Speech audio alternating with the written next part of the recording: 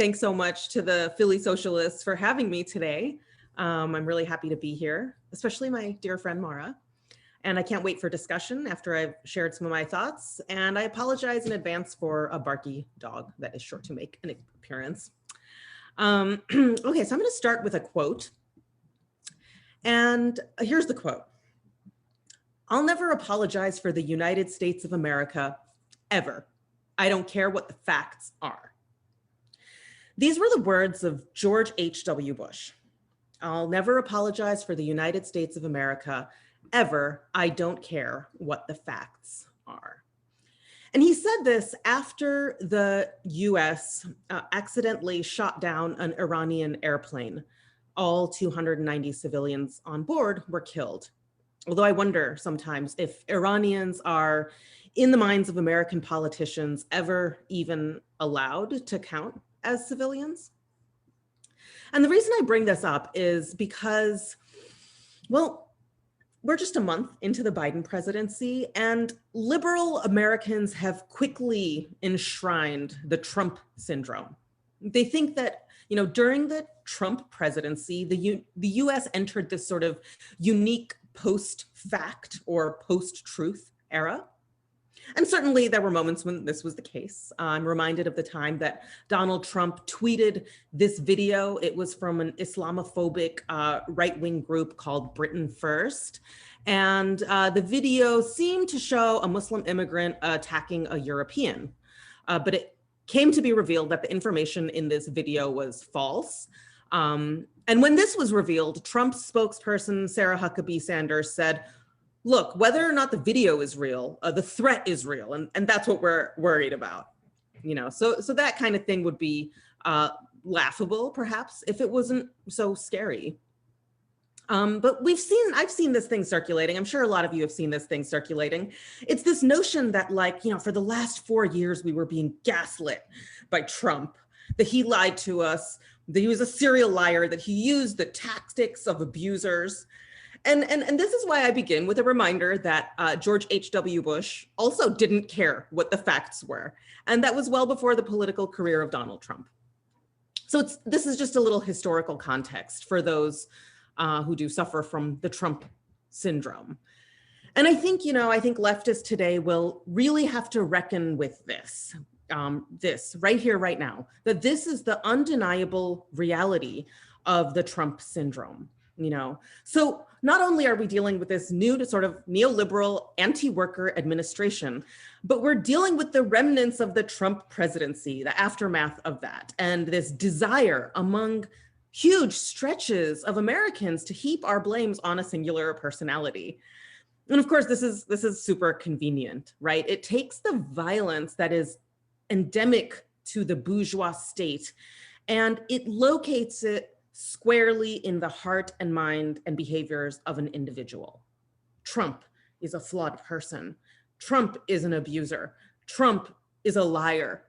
This is the apex of liberalism, right? Now, in my work on Islamophobia and the war on terror, my critique isn't really directed at the right-wing bigots. My critique isn't directed at overt Islamophobes. So in my work, I'm not really that focused on those organizations who a few years ago purchased billboards across the country, billboards that called Muslims savages and asked Americans to reject jihad. And I'm not focused on the people who hold Quran burning rallies.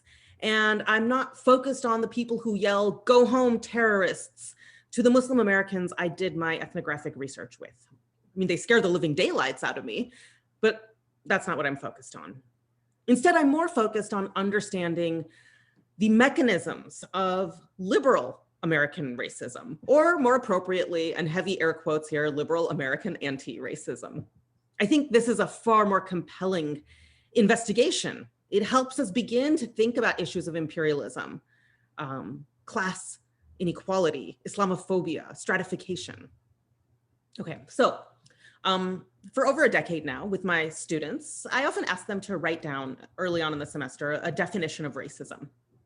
And without fail, always, they write things like disliking people of another race, or having perceptions, misperceptions about other racial groups, or thinking your own race is superior. And if you pay close attention, and someday I'll sit down and code thematically all of these responses, you see that what they are writing is that racism is a matter of an individual's sort of personal persuasions, right? That it resides in a person's heart and mind. And in my over a decade of teaching, I found that their definitions never mention material realities. They never mention the likelihood of getting called back for a job interview, or having access to a unionized job, or the likelihood of dying from COVID-19, or the likelihood that your city's drinking water is toxic. So this is where I think it's useful to define race. And I really like Sanjak and Gregory's definition of race.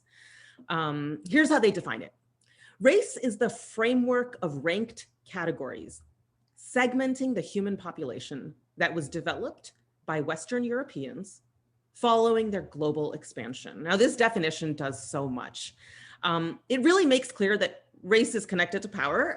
It's about empire building, that it's not about like categorizing ourselves around issues of, skin color or nose shape. Instead, it's been a way to deem certain people fit to rule and others worthy of subjugation, right? And so the analysis of racial capitalism also teaches us that race has been an effective tool, perhaps the most effective tool, to divide the global working class. And this is the analysis that is missing from liberal forms of anti-racist struggle. So I once saw this report on Islamophobia. It was like 600 pages. And these 600 pages, it was a hefty tome, offered page after page of documentation of acts of hostility toward Muslims, women's headscarves being yanked off by angry strangers, mosques being vandalized, Muslim-owned restaurants having racial slurs spray painted across their storefronts. And yet those same 600 pages never mention the impact of warfare. They never mention the hunger caused by US imposed sanctions. They never mention the hundreds and hundreds of US military bases around the world and the environmental devastation they bring with them. They don't mention the US drone program, which has killed countless civilians who don't even count as civilians. They count as enemy combatants. The 600 pages don't mention the totalitarian rulers of Saudi Arabia, a country that was created by the US, whose repressive monarchy was created by the US. It's not just that Saudi Arabia receives support from the US the way so many political commentators put it. And so, I ask why? Why don't these material facts get to count as Islamophobia? And how come we overwhelmingly count individual acts of discrimination and bigotry? Why do we count those as Islamophobia, but exclude the global workings of empire and capital? Well, I'm sure many of you know that Marx said the ideas of the ruling class are in every epoch the ruling ideas. And we can certainly apply this to the dominant ways that American liberals talk about race. In other words, we can apply Marx to this attitudinal view of racism, the belief that racism is about perceptions and prejudices. This conception of race, this understanding of race, this attitudinal view, you see, it serves the seats of power. And a Marxist analysis tells us that the attitudinal view of racism is a bourgeois or ruling class idea. I mean, think about it, right? If your view of racism is attitudinal, the way those hundreds of students who have been in my classes over the decades indicate, if racism is in the hearts and minds of bigoted individuals, then the solutions are also attitudinal. And this is why we have a whole industry of vapid reminders to listen to people of color or to check your privilege. And this is why we have a whole industry of workshops on racial sensitivity or how to be a white ally. This is why universities and boardrooms have thrown money at decolonizing things. And this is why we see folks celebrating diversified corporate executives or multiracial congressional chambers, because these are the solutions that come up when you believe racism to be attitudinal, and they leave the interests of the ruling class completely intact. But if people began to understand that racism is material, well, then it upsets the structures, the interests of the ruling elite. Because if racism is material, if it's about stuff and access to stuff, then the solutions are material too. The solutions are redistributive and economic. They are, in short, anathema to the interests of the bourgeois state. So maybe we can look at my research, the research I did with Muslim American organizations since 9/11, and the relationship between class and empire and Islamophobia. So Flashback Friday, as the kids are saying. Let's go back to 2015. And I'm sure many of you remember the boy, Ahmed Muhammad, the clock kid. So this child, he was very gifted, and he built a clock all by himself, and he proudly showed his teacher. And the teacher had him arrested. The kid was handcuffed and arrested, and the school was put on lockdown because it was assumed that this clock he had built was a bomb. And it was remarkable. I mean, it wasn't so remarkable that this child was arrested. I mean, for anyone paying attention to Islamophobia, we know that the everyday actions of Muslims are rendered suspect. And of course, we have, in addition to that, this sort of nationwide school to prison pipeline where students are disciplined for just about anything. And then the fact that the boy is Black made for the perfect storm of American racism, anti-Black racism, and the security state, all sort of coming together. But I thought what was remarkable was how excited the White House and Facebook and Google and Microsoft were to support the boy, to step up and condemn the bigotry that he'd experienced. But I think if we remember 2015 and Ahmed Muhammad, we can see that his ordeal and his redemption were part of the same ideological apparatus. In other words, we can think synthetically about Islamophobia, right, anti-Muslim racism, and Islamophilia, or that kind of good Muslim trope, the generalized affection and sympathy and celebration of Muslims. And this comes up in my work a lot. And we can think about the Islamophobia that arose after 9/11, the hate crimes, the vandalism, the harassment of South Asians and Arabs and those thought to be Muslim. But don't get it twisted. In that same period, mosques were receiving gift baskets from neighboring churches.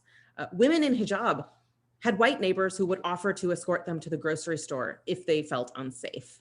And in my work, I take a lot of time to show how these overt gestures of inclusion are part of US empire building.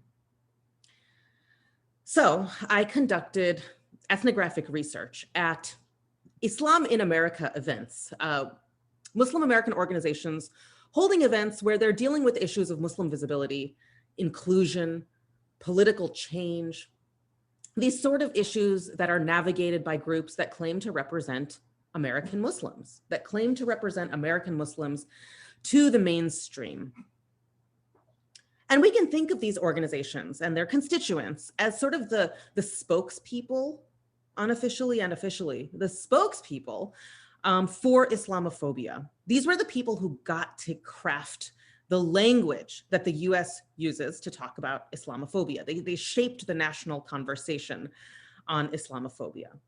And in my research, I talk about how a lot of these people were sort of either themselves or the children of the Cold War immigrants, right? And so during the Cold War, the US rewrote all of its immigration policy to basically fling open the doors to technically skilled professional migrants, typically from Asia. I mean, this is really the birthplace of the sort of model minority trope that people talk about.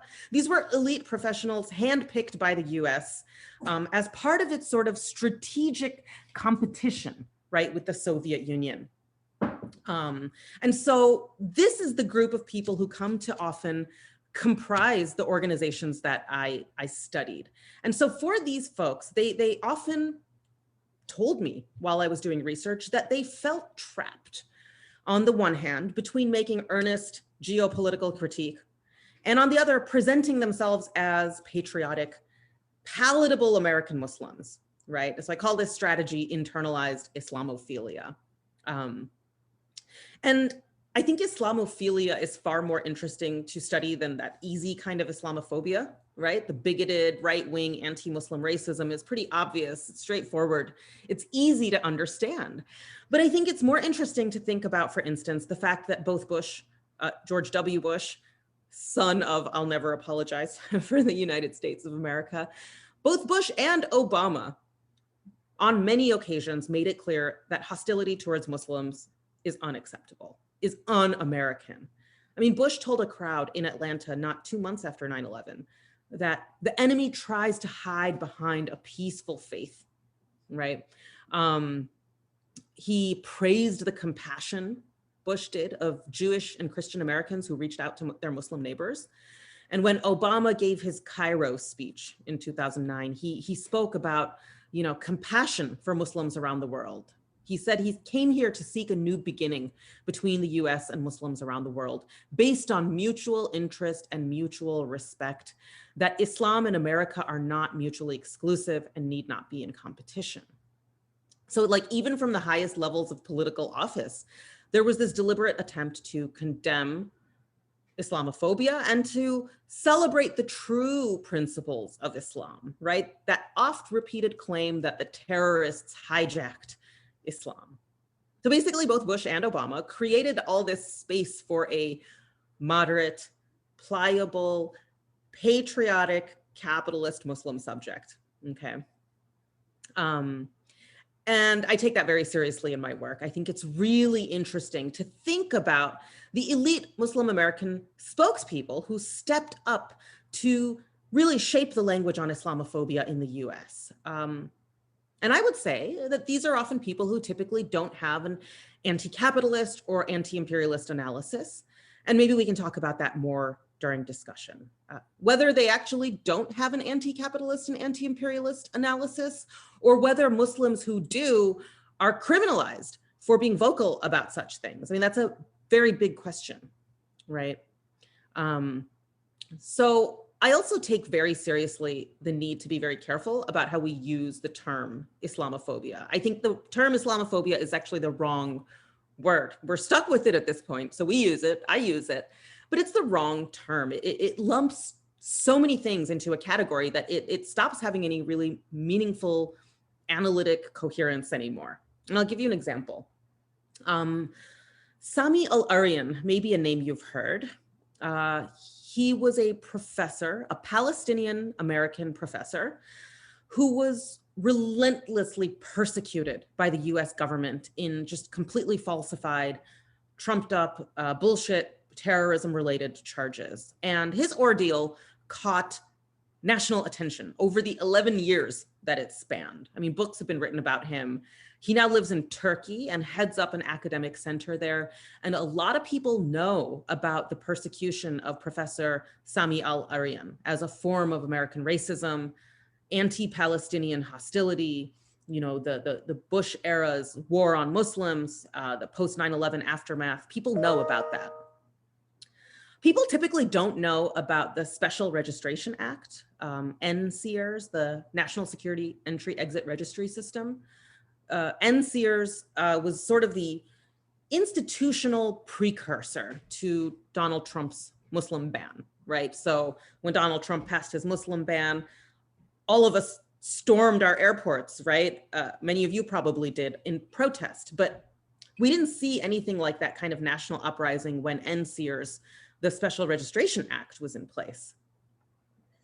And it was passed by Bush, but it remained intact under Obama, and there was nothing in the way of a mass uprising for special registration. But of course, NSEERS, the special registration system, primarily interrogated and scrutinized working class immigrants.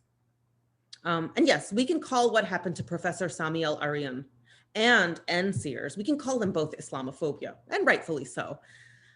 But there's a sloppiness that comes with putting them in the same category, because NSEERS belongs to a kind of xenophobia in which working class bodies of color bear the brunt of state violence. Um, American citizens who are Muslim Americans, they largely were spared the violence of deportations and detentions that came out of special registration.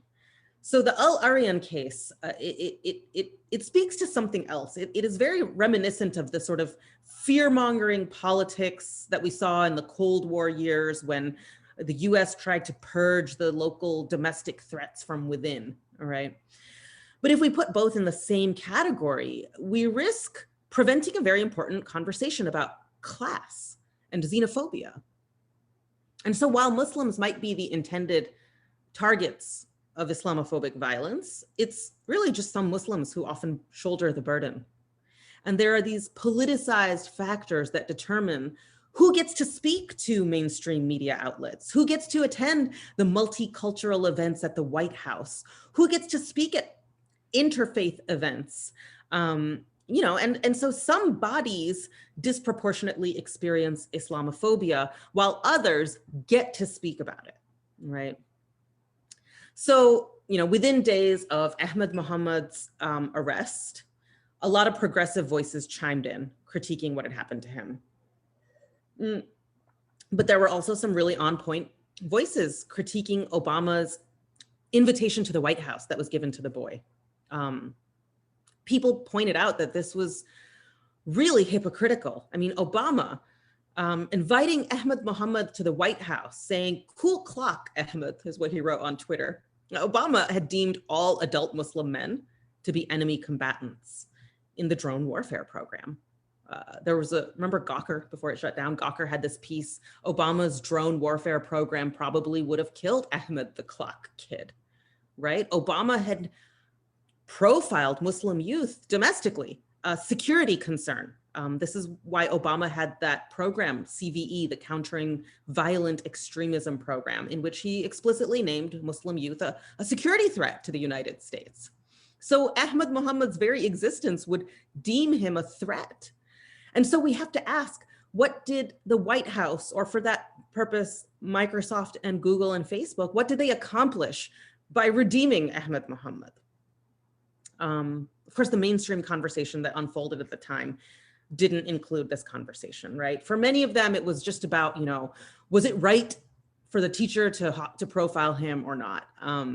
And so this is why I think about Islamophilia, the good Muslim trope, the celebration of Ahmed Mohammed, as more interesting to think about than the very easy conversation about the bigotry that he experienced, right? And I think it's interesting to remember that after 9/11, the mainstream conversation on Islamophobia often focused on religious understanding, going back to that attitudinal approach, right? There were all these conversations about, what does the Quran teach? What is Ramadan about? And this was at a time when working class Muslim immigrants were being rounded up, detained, deported without charge. And that didn't get into the mainstream conversation because the mainstream conversation was really just about understanding Muslims. There's a really great book called Good Muslim, Bad Muslim, the US, the Cold War, and the Roots of Terror by Mahmoud Mamdani. And he calls this phenomenon, he calls it culture talk. In other words, in order to prevent us from talking about material realities, economic and political realities, we are pushed instead to think about cultural divisions, misunderstandings, tolerance. So let's get to this question of mass amnesia, which is in the title of today's event. We sit now on the cusp of 2 decades of this war on terror, a war that US State Department officials themselves call a permanent war, a perpetual war. It can't end. I mean, you can't declare a war on a feeling, a terror, and ever have it end. I mean, this is a war on an affect, right? Which is kind of the brilliance of it, which is that as long as people are scared of a terror threat, you can keep waging this war. In fact, I bet a lot of you here are probably too young to remember the beginning of the war on terror, a war or series of wars. That's what the war on terror is. It's now estimated to have displaced 37 million people. 37 million people displaced by the war on terror. And I think it's interesting that in spite of it having had such a huge impact, it remains so misunderstood and so shrouded. Nicole Wen writes about classrooms today in the age of the war on terror, the security state we live in now. So public schools they basically offer a homeland security curriculum. Schools partner with Northrop Grumman or Lockheed Martin or Raytheon, which I guess works out well for these schools as they're going through their own budgetary crises themselves. And then as a result, the students in the classrooms are studying a missile headed toward North Korea as a way to learn about parabolas. I mean, that's how they're learning math. So basically they're just internalizing all the logics of the war on terror. And so this is a good reminder that the war on terror has not just been fought on battlefields, but it's been fought in some perverse and really peculiar settings, right? And of course, whether or not you remember 9/11, you remember it. It's part of our social memory. It's part of our collective memory. You can close your eyes and we can all see pretty much the same image of crumbling, burning buildings and bodies leaping to their death. We were told to never forget this, right? There is actually in the US a whole industry of remembering 9/11. So you can go to the 9/11 museum gift shop online and you can buy a face mask. They started selling it during COVID-19 that says never forget. It's embroidered on the mask. So at a time when COVID-19 is killing way more people than died on 9/11 every day, you can get a face mask telling you to remember 9/11. You can get a book called Dog Heroes of 9/11, a coloring book to give to your kid.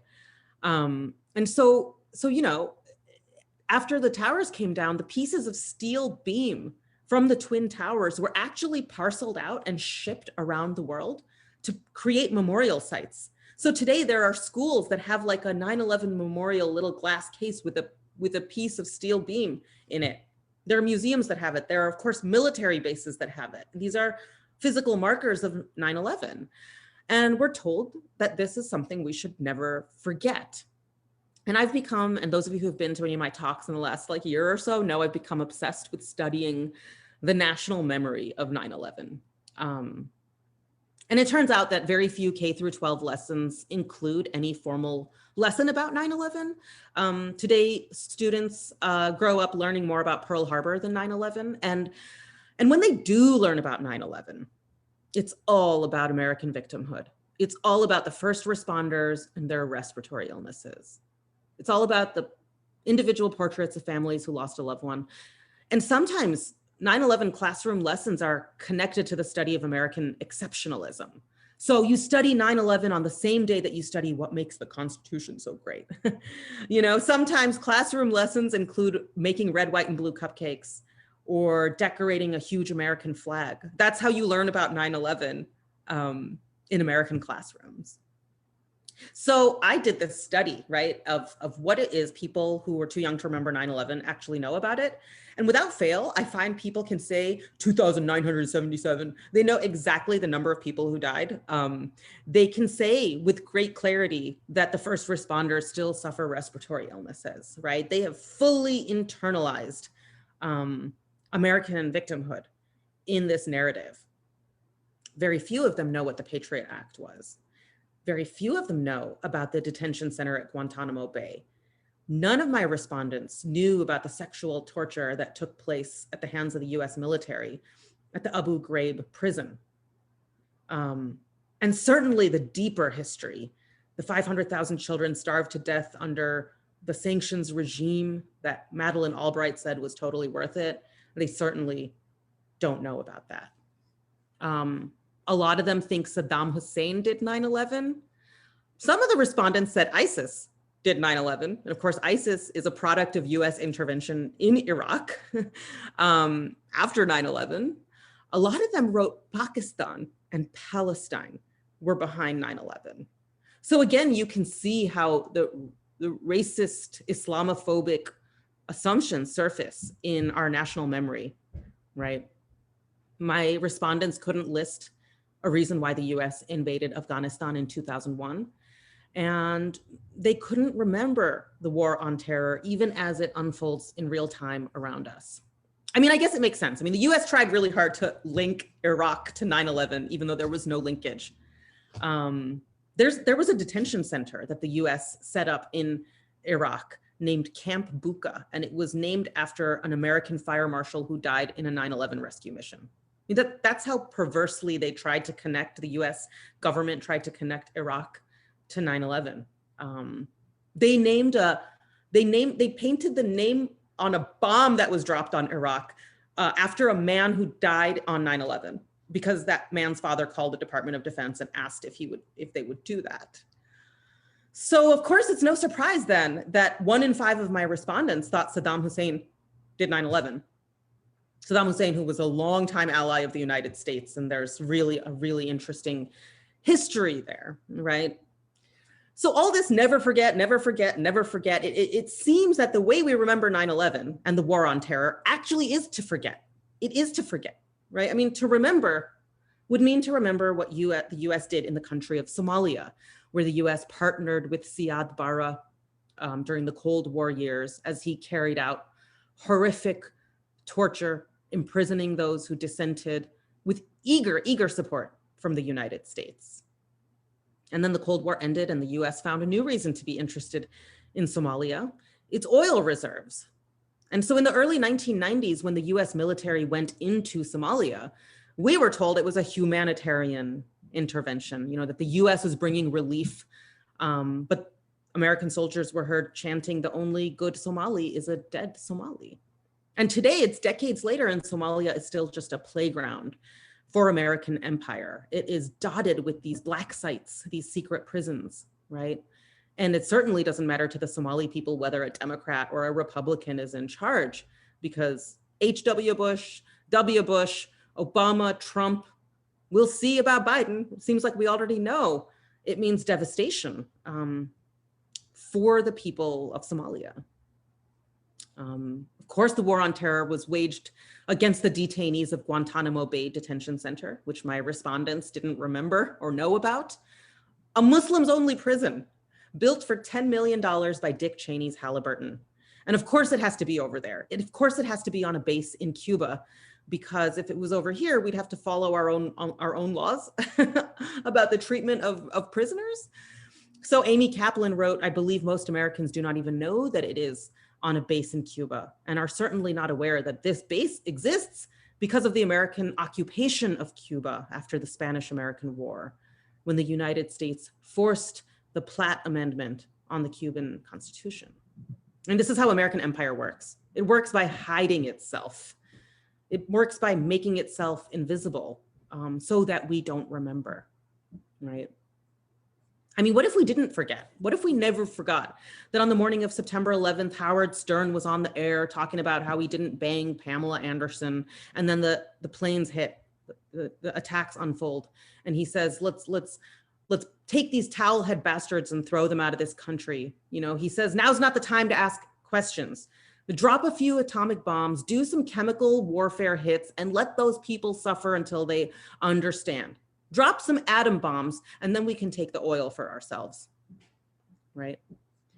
I mean, I think it would be interesting if we didn't forget, in that Jeopardy question earlier, the US partnership with the Mujahideen, right? That the US was sponsoring Afghani Mujahideen and their flourishing trade in opium. At the very time the US was waging a war on drugs, here in Black and brown communities in the US, it was supporting the production of heroin in Afghanistan, right? What if we didn't forget that? What if we didn't forget that in the 1990s, UNOCAL wanted to build that oil pipeline through Afghanistan. And in order to do that, they would have to repress any democratic movements in the area. And so an official from the US State Department said about this pipeline plans, there will be pipelines, there will be no parliament, there will be lots of Sharia law, and we can live with that, right? So for people who knew this history, for people who remembered, it wouldn't land right when George W. Bush said the war on terror was waged to spread democracy. I mean, let's not forget that while the US was supporting these Mujahideen forces, the US printed these school books, these workbooks that were used in Afghani classrooms, and they were distributed across the country, and they would have math problems like this. if 27 Mujahideen freedom fighters were given 18 AK-47s by the grace of Allah to defeat the godless atheist communists. I mean, this is how their math problems were worded, thanks to the CIA. And because of all the unfolding poverty in Afghanistan, because of US imperialist violence there, these books are still photocopied and are still in circulation. So what if we never forgot that side of things? But of course, that's not how US empire works. US empire works by asking us to forget this, all of this. I recently heard Roberto Lovato say that states are nothing if not mass manufacturers of amnesia, right? The bourgeois state, I would say, mass manufactures amnesia. It makes us forgetful. Karl Marx said that ideology works like a camera obscura. When you look through a camera obscura and the image is flipped upside down, that's how ideology works. It inverts reality. And so we're told to never forget, but we are being asked to forget. We are asked to forget the uneasy histories that lie behind US empire. And we are asked to forget the things that a more nuanced, a more contextual memory would force us to remember. So that's sort of some of the stuff I've been thinking about recently in my work. And I know we want to have some Q&A, discussion, etc. So I will stop there and see what's up in the crowd. Wow, Nazia, you gave me goosebumps, man. Like, yeah, so we're gonna read some questions from the comments, and let's give it a couple minutes so people can start dropping them in. I could read some comments if you're interested that people were leaving. I thought they were pretty good. Marlon is saying, it's fascinating how the good Muslim, bad Muslim trope of Islamophobia plays out internationally as well as domestically, and how quickly the Mujahideen switch from good to bad depending on the goals of the American empire. Rachel is saying that that she had a Muslim history teacher in 2001, and his words on September 11 will never leave my brain. He spoke truth into the room and a different perspective that I hadn't heard before in a classroom setting. And he was not allowed to. He was reprimanded, and he was no longer in the school the next year. Yeah, that's some crazy stuff. From my experience, when the 9/11 happened, I was still in Colombia, obviously. And even in Colombia, we somehow, because I don't know if people know this, but Colombia is like the bootlicker of the United States and South America, unfortunately, And when it happened, like my school sent us home, and even there, like I was not living in the U.S., but the feeling of the American imperialism, like the same kind of like anti-Muslim, like translated into like one of the obviously, like we're not a colony, but like we're highly influenced by American imperialism, and even there it was like, so Kaylin is also gonna help me. I mean, there's like a few people on the chat that are also helping read some comments. So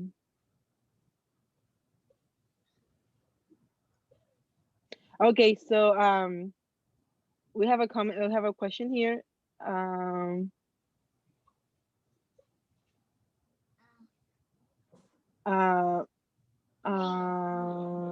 Okay, by Juicy, she's asking Dr. Cassie, would you say then that all the recent efforts to decolonize are ineffective towards the actual empire? I think no. I think what's ineffective is the sloppy way the term is used. And so and anyone who like works in higher ed and is critical has seen this, that like people are throwing around this term decolonize, and it's like decolonize everything. It's like decolonize your nail polish remover, and it loses it loses any meaning. I mean, if we're going to actually go back to what the material stakes are of decolonization, there's a very different conversation to be had, right? I mean, I recently read this book, The United States of War, which I would tell folks to check out. David Vine talks about like, how the world is covered in US military bases. So much so that there's one military base that the US built on an island where it had to deport the entire island population. in order to build that base, right? So there's like this geography of American empire. I mean, decolonization would mean shutting that down and remedying the environmental damage and the sexual violence that these bases bring with them. So you don't just like decolonize, your syllabus by assigning some James Baldwin like that. Like decolonization is it's a project of anti-imperialism. It's a practice, and it's something that I think we have to fight to sort of take the term back. And by we, I mean anyone who's involved in any kind of like on the ground movement work, sort of protect this term and don't let it be co-opted and hijacked and just watered down to mean anything. You don't want to hear, university administrators and like corporate executives talking about decolonizing things. It ceases to mean anything. So I think the goal here is to actually be really careful about how the term is used. And I think this comes up sometimes in Islamophobia scholarship, which is really depressing, where people will talk about how, for instance, certain authoritarian sort of right-leaning leaders like Turkey's Erdogan are decolonial because they speak negatively about US empire. And again, the term just stops having any sort of real meaning. And so I think for people who use the term, we should guard it and we should be very protective of what it actually means, the material definition of the term.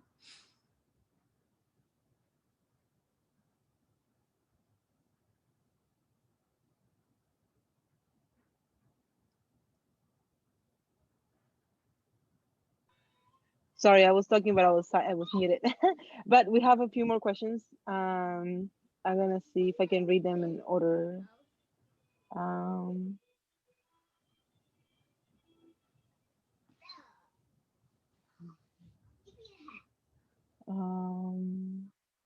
okay, this one is a little long, so I am wondering. I'm wondering about the increasing popularity of BDS worldwide, and the ICC recently said that they have jurisdiction to investigate Israel for human rights abuse of Palestinians. At the same time, various Zionist organizations are stepping up their recruitment of Black folks, i.e., Tiffany Haddish and Nick Cannon, and the Black Jewish Entertainment Alliance.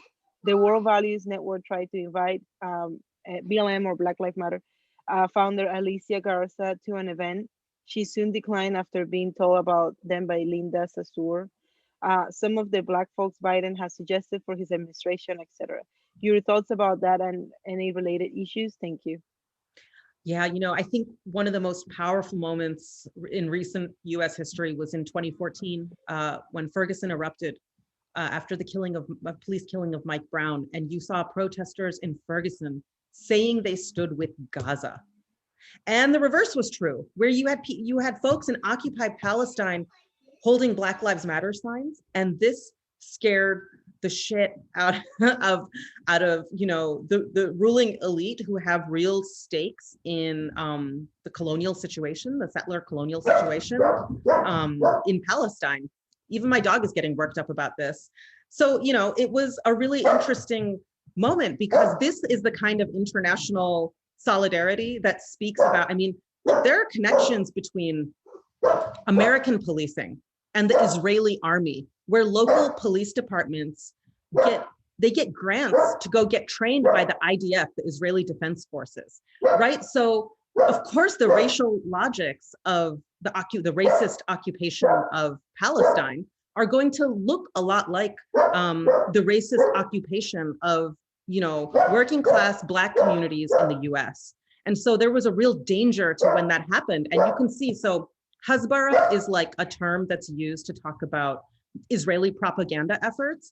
And one of the ways Israel is trying and failing is to weaponize sort of Black identity politics against the Palestinian liberation struggle. And it's not working. I mean, people remember when, Professor Mark Lamont Hill got fired from CNN because he gave a speech about human rights and the Palestinian condition at the United Nations. I mean, CNN fired him. And we in Philly, had to get together and figure out ways to make sure that the university he works at didn't take similar steps. So I think thinking about BDS, it really reveals something to us because it reveals the limits of American sort of progressive politics. I mean, you'll see that, sort of even in American political figures who are often sometimes celebrated by parts of the left, but when it comes down to issues of Palestine, they're a very weak-kneed. So I think you're raising a really interesting question, which is, the Black radical tradition in the US is unapologetically on the side of Palestinian liberation, is unapologetically against Israeli settler colonialism. And this poses a grave threat because it's a kind of international solidarity that can really shake the foundations of the injustices that we see. I have two more questions. One, what is the solution or hope? And the other one, oops. And you mentioned that US created Saudi Arabia. What? I Yeah. guess yeah, sorry. Yeah, so folks who are interested in that history should read Timothy Mitchell, who I imagine many of you are familiar with. His book is called Carbon Democracy, but he has like a shorter article. He's written a lot, but this Mick Jihad, because like people would often, there was this book that came out in the 90s or something. It was called Jihad versus Mick World. And basically the author was saying the major forces in the world today are religious extremist Muslims, and then capitalist, free, McDonald's culture, whatever. And what Tim Mitchell does in this piece is he shows how capitalism, as embodied by like sort of the fossil fuel industry, has needed and relied on religious fundamentalism, right? That actually Wahhabism, which came out of Saudi Arabia, this ultra orthodox, ultra conservative form of Islam that was pretty obscure. The US funded it and funded it and funded it because it would repress workers' movements in Saudi Arabia, and then as such would give the US more access to the region, access to build a military base there, multiple military bases there, access to drill for oil. So repression in Saudi Arabia isn't just supported and financed by the US, it is the US. You can't spell Saudi without USA. And so I think that's something that we misunderstand. People will say, oh, US has to stop its support to this autocratic regime. And it's like, that regime is America. It is a creation of America. And so there's a really interesting history there if you ever get a chance to dive into that, I think will keep you up at night. Now, the question about the solution or hope, I mean, it's a tough time to be asking that question. I mean, we see like a climate catastrophe unfolding in real time this week in the US that is terrifying, and it's not the last one we see. And so like, what did Gramsci say? Pessimism of the intellect, optimism of the will. Like, I imagine everyone who's here is in the fight, regardless of how difficult that fight seems. But I think, I see glimmers of hope I think people are slowly starting to figure out, and I'm basing this on my work with this generation, right, that I was talking about, too young to remember 9/11, but they're also pretty quick to like recognize when they're being bullshitted and when things are being co-opted. Like they were quick to realize when the university was like, oh, we're going to name the quad Black Lives Matter Plaza. They were like, that's not what we want. We want y'all to stop hiring cops. Like, that's what we want you to stop doing. And they saw that it was bullshit. And I think that is maybe an interesting turn, is that people are sort of realizing the inefficacy of sort of liberal approaches to global inequity. I don't know. I have to believe that. And I do think there's something there, Yeah. Yeah, that's very interesting about your students. Gives me hope. So we have another have a few more questions. Okay. Okay. How do you think we combat the stronghold on that the the Camera Obscura or America ideology has on so many people? Do you have a lot of students who have to not just learn about, completely unlearn what they know about US foreign policy? I think you kind of maybe addressed that a little bit just a minute ago. I don't know if you wanted to keep talking about it or if you want me to skip, like jump to another question. Sure, we can see what else you have, and then maybe I can like tie this one into that as well. Let me see.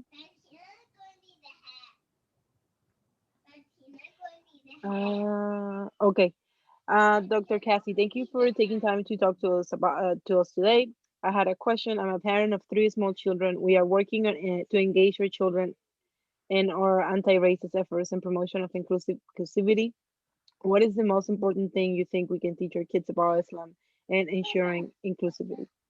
Yeah, I mean, I think, you know, and I don't often work with very young people. So the people I work with are younger adults. And I will say that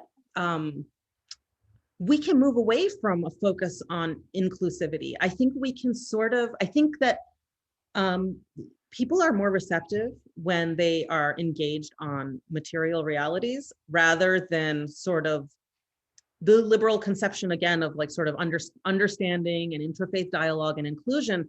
They are bored with that. They are bored with that because on some level they know it doesn't matter and it doesn't work.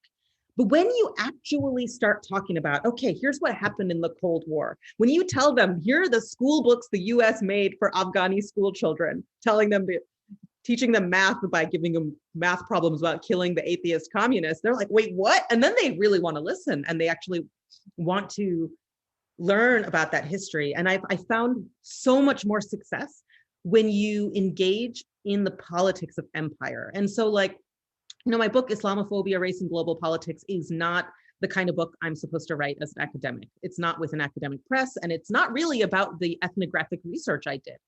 It's literally meant for a 10th grader or, you know, someone who doesn't read a lot, who hasn't thought deeply about race and foreign politics to pick up and read. But it doesn't, or at least I tried in writing it, I didn't try to trade off the politics of empire, because sometimes people are like, oh, I only have 10 minutes to talk about Islamophobia. Let me make it about interfaith understanding and how Islam is a religion of peace, or here's why some Muslim women wear a hijab. And it's like, no one's going to care if you do that. But if you take those 10 minutes and talk about the US involvement in Iraq historically, you will come out with someone who is way more motivated to think about issues of race. So I think our anti-racist efforts should always be focused on our material realities, on history, on global politics, on the politics of empire, and stay away from the stuff, you know, that is turned into like a pretty and shareable meme on Instagram. Okay, I think that's like those sort of like the Achilles heel of woke culture that we're seeing now, is it doesn't compel people, it doesn't motivate people to think seriously about the nature of race or racial capitalism. So in short, I would say, don't trade nuance for accessibility. You know, just because you're talking to a young person or you're talking to a new thinker on this stuff, you can trust them to follow along on the stuff that matters. Yeah, thank you. The person who asked the question about the children said, thank you. This is so helpful and insightful. Okay, here's another one. So much of what we know as movement, especially when dealing with the issue of police violence, is a really large nonprofit sector. What do you see as the limitations, obstacles of this reality for current and future activists and anti-colonial, anti-imperial struggles? What will be the alternative? Yeah, and I'm sure so many folks here already know that like the NGO sort of nonprofit industrial complex is a branch of the capitalist system. It's not a challenge to it. And this is such a $1 million question. And I sort of mean that literally, right? Is that when things sort of get taken over by, you know, foundation funded anti-racist initiatives, they lose their teeth. And so, you know, sometimes, I mean, all the time, the solutions to these problems don't take the form we expect them to take because, for instance, when it comes to Islamophobia, typically you will find organizations that organize around the identity of Muslim will trade class politics for the identity of Muslim. But if you have an organization that, for instance, is working with the Taxi Workers Alliance of New York City, which is a lot of those people are Muslim, they end up being able to do way more impactful work. An organization, Drum, They Sees Rising Up and Moving in New York City, is a perfect example of an organization that often serves a largely Muslim and is led by a community-based organization that is led by Muslims who are devastated not just by what we would call Islamophobia, but by, you know, our current form of capitalism, gets a lot more work done than a group that is organizing under the umbrella of Muslim, because as I said earlier, you know, Muslims are divided along issues of class. And, you know, sometimes it comes out sounding really flat and cheesy, like people will say, oh, the Muslim community is so diverse in the US. No, it's not just diverse. The Muslim community in the US is fractured by the class violence that exists within the group, right? That the folks who are US born American citizens who went to med school are not just different than folks who work in the service industry and restaurants, et cetera. There is an antagonistic relationship there. And that gets glossed over when there's sort of identity-based organizing that's happening. And I think, you know, in answer to your question is to be very aware of those limitations. Yeah. Yes, I have definitely encountered this. I think this translates in general to organizing around when it's like based solely only on identity is something that I have also noticed. It, you know, people who are more kind of working class, more of a more, you know, kind of background are often left behind in these conversations, unfortunately. Okay, so we have two more questions here. How long do you how comfortable do you feel like going for the event? We had it until like 7:30, but how long do you? Yeah, I would say 7:30 would be a good. I'm sure everyone will want to go eat dinner then or something. So yeah, that sounds great, including Okay. my dog, most Awesome. importantly. But yeah. Oh yeah. Oh. You have two now, right? Yeah. Well, one of them is elsewhere right now. One of them is very intently watching me lecture. So. Okay. On anti-intellectualism. Oh wait, sorry. On anti-intellectualism and the lens of liberal elite, thoughts on how to confront mass amnesia through culture shift and a rehaul of the media ecosystem. Any models or sources of inspiration? Yeah. Oh wait, yeah, that was the first one. Yeah, Sorry, you go ahead. That's a great question, because I think anti-intellectualism, I mean, it's first, let's be clear on what we mean by that, right? And it's sort of like in the post 9/11 immediate aftermath, again, for those too young to remember it, I will say, if you were a person who was like, wait, but Iraq, and you said two words about history, you were making it too complicated, right? You were just, so when we say anti-intellectualism, we're not talking about the ivory tower. We're not talking about academia and scholarship. We're talking about folks who want to think carefully and with nuance about on the ground realities, right? So Mustafa Bayoumi, if you ever get a chance to read his book, This Muslim American Life, it's very good.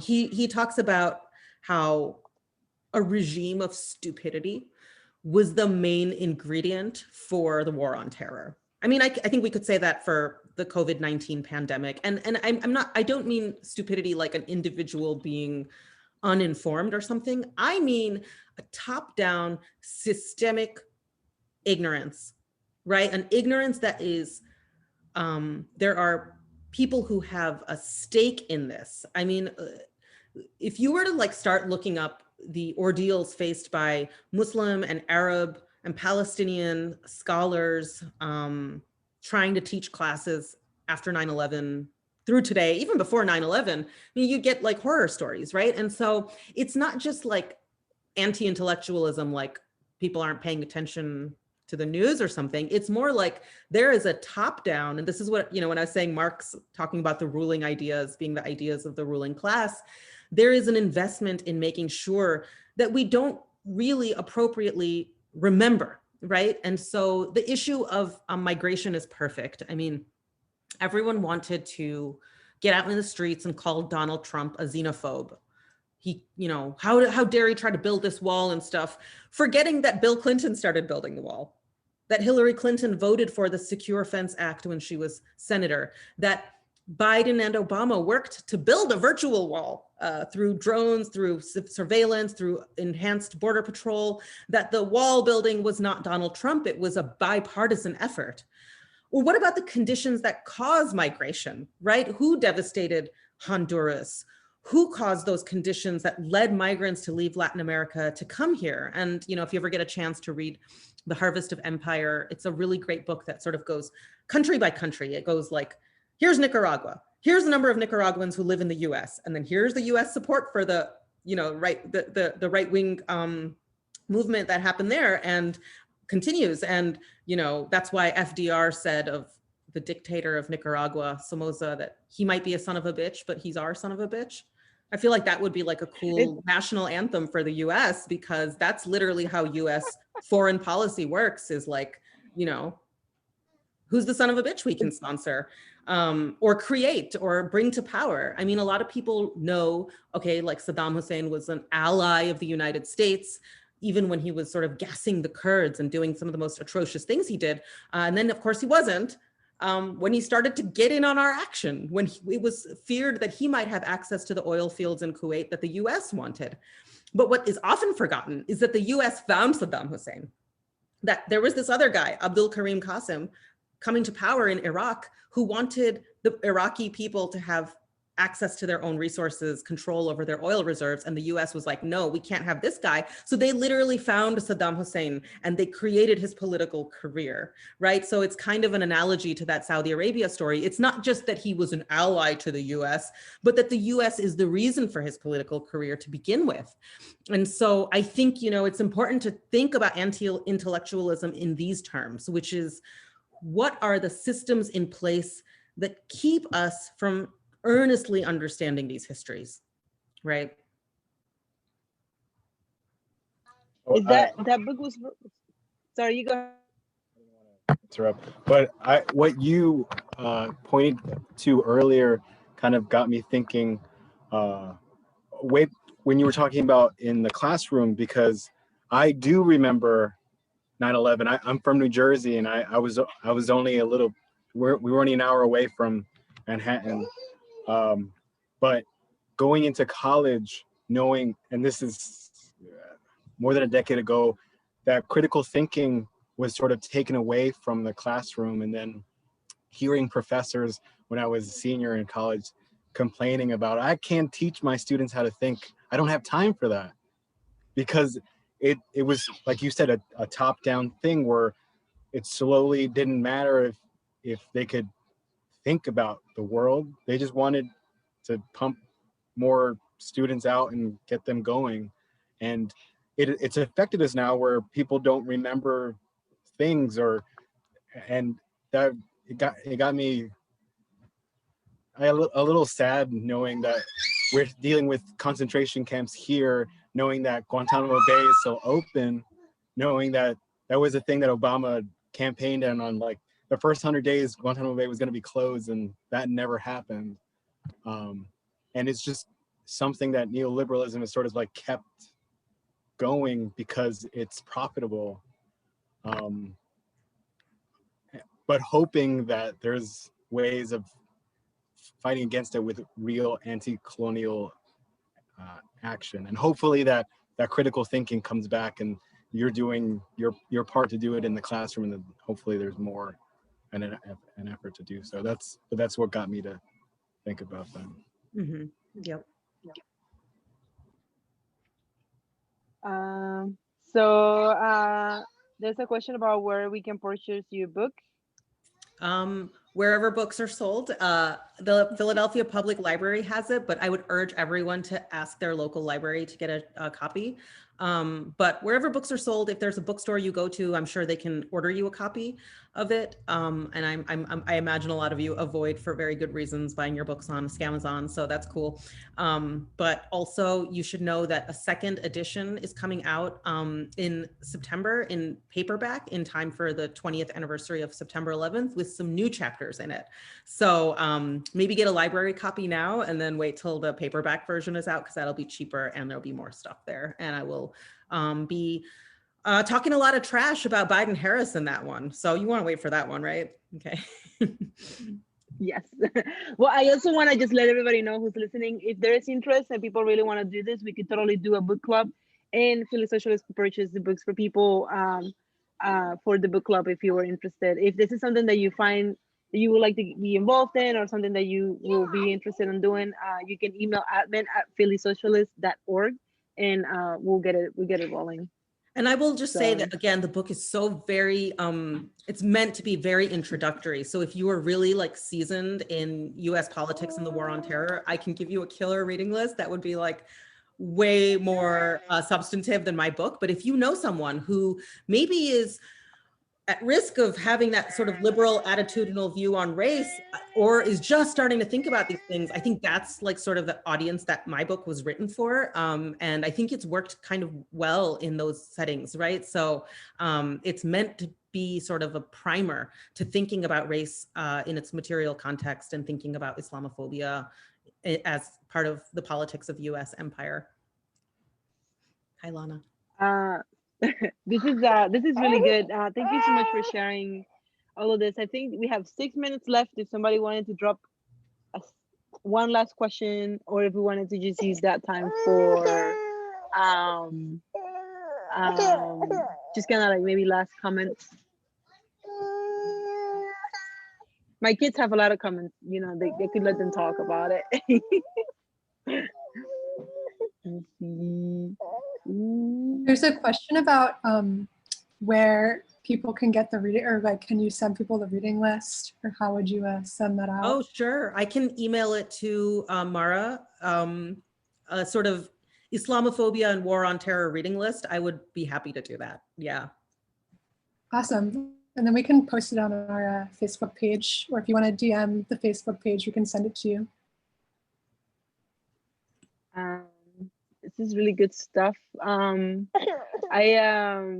It's a sad story, but I remember I had like a coworker who this whole, like, I think it's just like thinking about how it affects people, like just to the personal level, you know, like her husband and her brother were both like they had like an infiltrator who like pretended that they were like, you know, going to the gun club to like organize as like, you know, violent Muslims or something like that. And they basically ended up like, they are both in prison for life right now. And they were just like, you know, normal people who were doing just who, you know what I mean, like that sort of stuff, you know. Like I think that even if you go into like the like into the FBI kind of information and how much like how many like terrorists they have actually caught, none of these people are actually terrorists. They're just like regular people who have been kind of you know like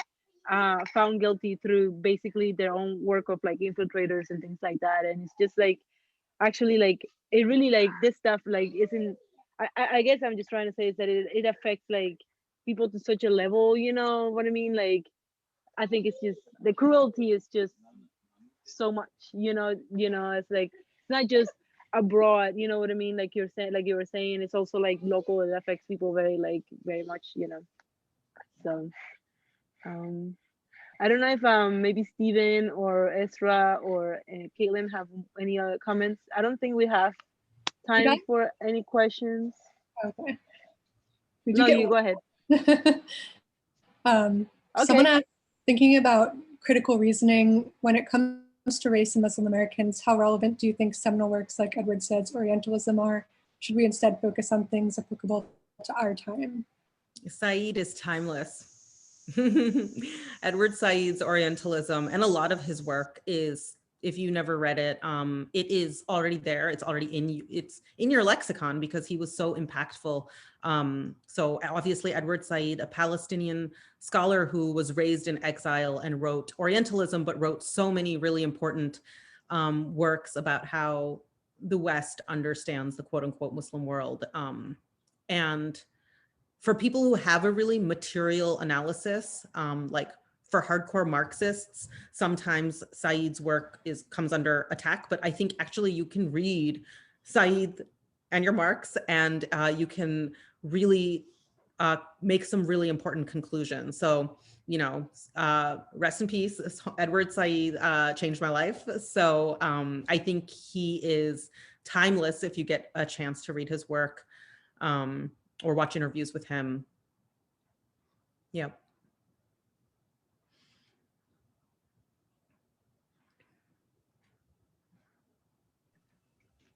Well, thank you, Nazia. This is so great, and I'm so honored that you joined us. You did this talk for us. This is The pleasure was amazing. all mine. It was so awesome to be here. So thank you so much.